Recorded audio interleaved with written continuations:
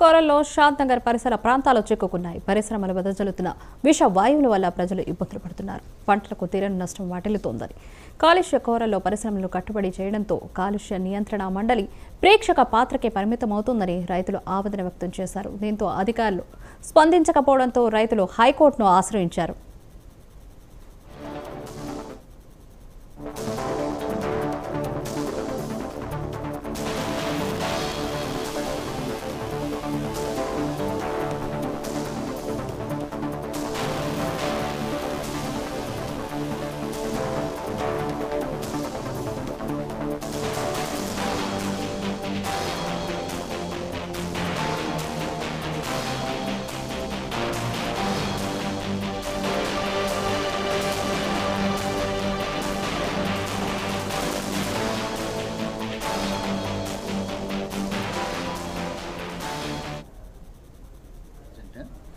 ఇక్కడ ఈ ప్రాంతంలో కలుషితం జరుగుతుందని చెప్పేసి మా సంస్థలోని సభ్యుల ద్వారా తెలుసుకున్నాం. మేము ఈ ప్రాంతంలో పర్యటించడం జరిగింది.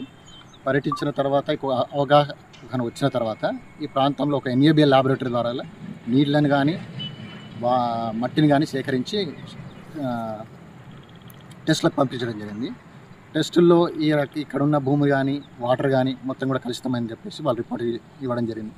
అటు తర్వాత ప్రాథమిక నివేదిక తర్వాత మేము ఒక 32 ప్రభుత్వ శాఖలకు మేము కంప్లైంట్, కేంద్ర రాష్ట్ర ప్రభుత్వాల నుంచి స్థానిక ప్రభుత్వం వరకు కూడా మేము కంప్లైంట్ చేయడం జరిగింది. మా కంప్లైంట్ మీద ఈ రోజు వరకు కూడా ఏ ఒక్క డిపార్ట్మెంట్గా స్పందించలేదు. ఒక అగ్రికల్చర్ డిపార్ట్మెంట్ మాత్రమే సత్వరంగా స్పందించి ఈ ప్రాంతంలో పర్యటించి నీళ్లను మట్టిని సేకరించి వాళ్ళు ఒక స్పష్టమైన నివేదికను, వాస్తవాన్ని ఇక్కడ ఏం జరుగుతుందన్న నివేదికను ఇవ్వడం జరిగింది. వారి నివేదిక ప్రకారం ఈ ప్రాంతంలోని మట్టి కానీ నీళ్లు కానీ మొత్తం కలుషితమైపోయి పంటలకు ఏమాత్రం కూడా అనువైన భూమి కాదు అని వాళ్ళ నివేదికను ప్రభుత్వానికి ఇవ్వడం జరిగింది.